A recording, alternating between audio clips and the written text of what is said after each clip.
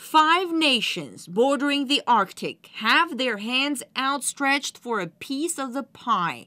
It looks even more palatable as experts claim the Arctic seabed contains around a quarter of the world's oil and gas reserves. The scientists are central to deciding whose treasure house it is. Russia claims the Arctic's 2 main shelves.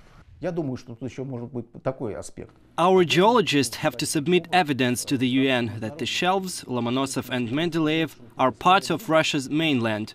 Moreover, I think the study should be done not just by our scientists, but rather international experts. Otherwise, the UN may think the proof have been forged or something else.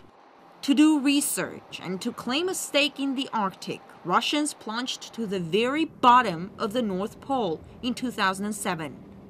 It was a largely symbolic gesture. 2 submersibles planted a titanium Russian flag on the seabed at a depth of more than 4,000 meters. A year later, Canada and Denmark teamed up and spent millions of dollars on seafloor mapping to prove that the Lomonosov Ridge is a natural extension of the North American continent. Now the Arctic nations are anxiously preparing applications to the UN.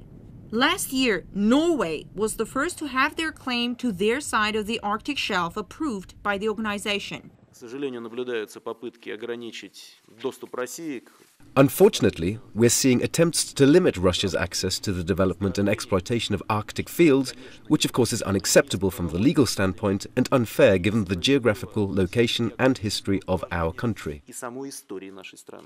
Canada, Norway, Denmark have already started a military buildup in the Arctic. The fact that some of the countries bordering the Arctic are increasing their military presence there leads to questions like, what if the frozen conflict melts? I don't think the countries will ever resort to the use of force over the Arctic. Scientists will do their job and will determine what belongs to whom. If it's ours, we'll drill. If it's not, let it be so.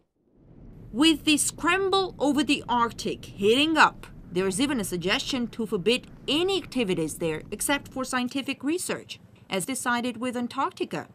But experts say with the Arctic, the scenario is very unlikely. Too much is at stake. Ganesh Chekyan, RT.